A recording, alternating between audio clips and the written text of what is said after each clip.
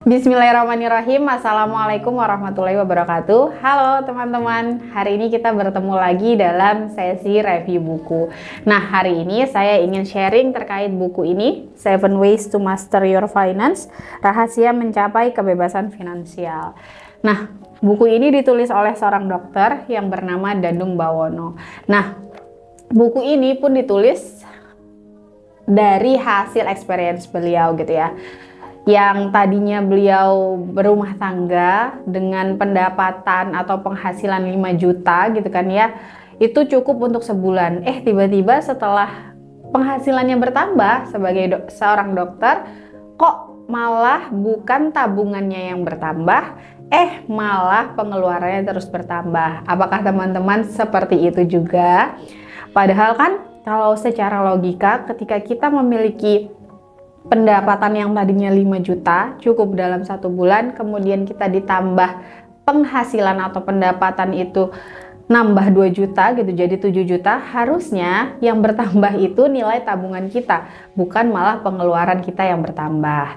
Jadi dari hasil experience tersebutlah gitu ya, pengalaman hidup beliau, akhirnya beliau menulis buku ini. Di dalam buku ini banyak banget cerita tentang seorang dokter, karena menurut beliau seorang dokter itu penghasilannya sangat aktif. Jadi ketika seorang dokter itu sakit, maka dokter akan berhenti mendapatkan penghasilan. So that's why beliau menulis buku ini, 7 Ways to Master Your Finance, untuk mencapai kebebasan finansial.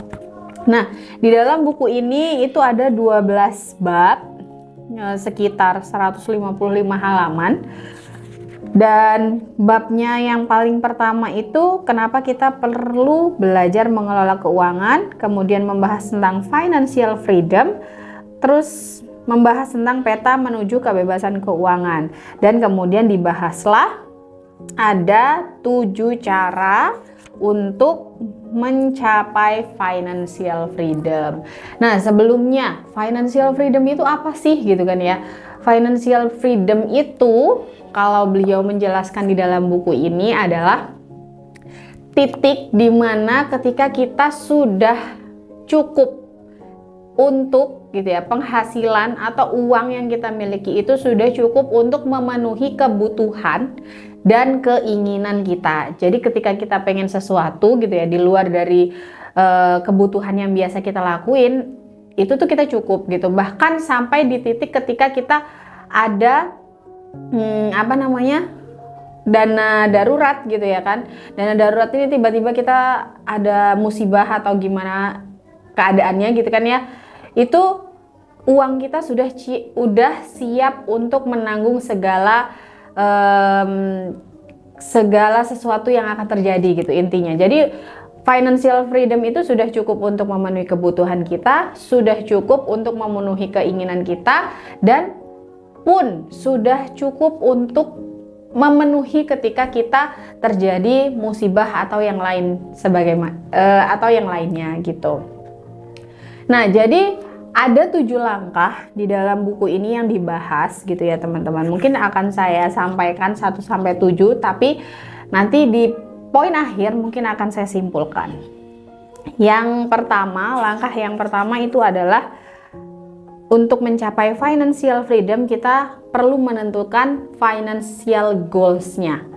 Langkah keduanya itu adalah financial check up.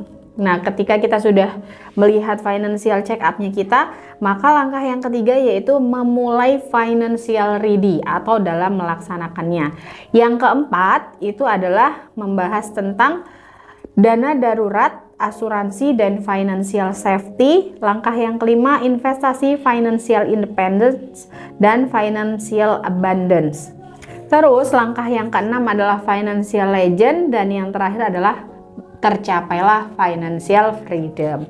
Nah, tapi kali ini saya pengen bahas yang saya dapatkan gitu kan ya, sesuatu topik yang menarik, yaitu langkah yang paling pertama, financial goals. Nah, selama ini saya itu memang sudah rutin melakukan nabung itu sudah sejak saya SMP gitu, kelas 2. Ya, sekitar kelas 2 SMP itu saya sudah menabung sampai sekarang ini gitu, dan masih tetap berjalan.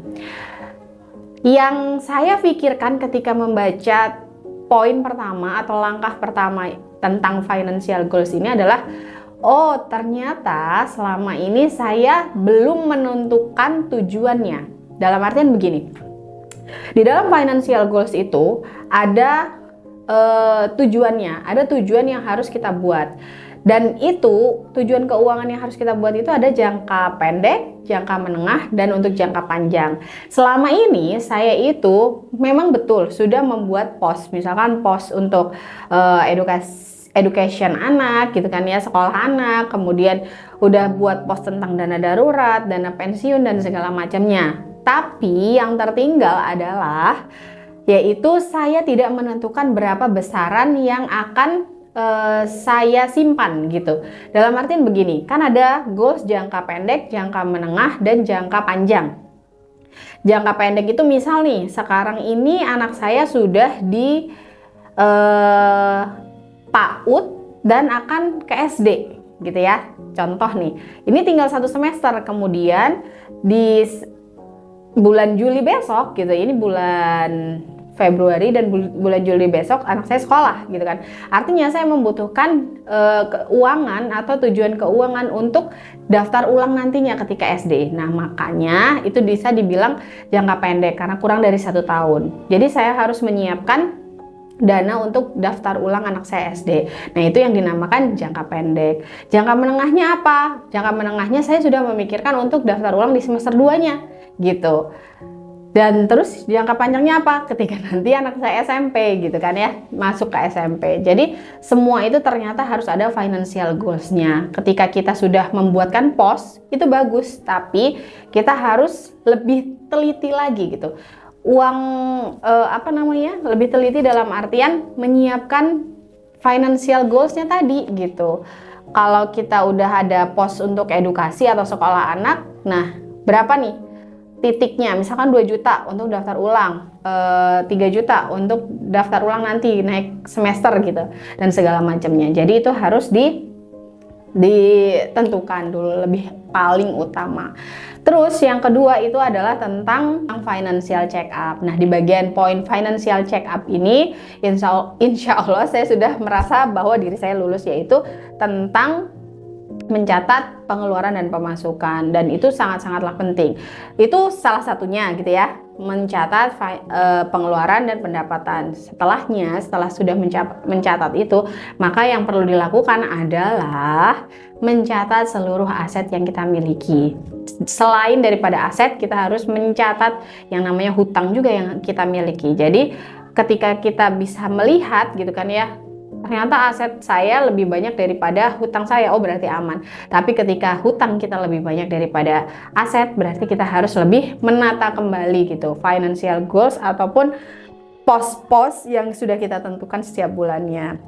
Nah mungkin 2 poin itu yang bisa saya sampaikan dan saya jelaskan, itu sesuai dengan AHA saya dan beberapa contoh dari diri saya sendiri gitu. Terima kasih teman-teman sudah menonton ini sampai akhir. Semoga bermanfaat gitu ya. Semoga ada ilmu yang bisa diambil. Saya akhiri, wassalamualaikum warahmatullahi wabarakatuh. Selamat membaca buku ini.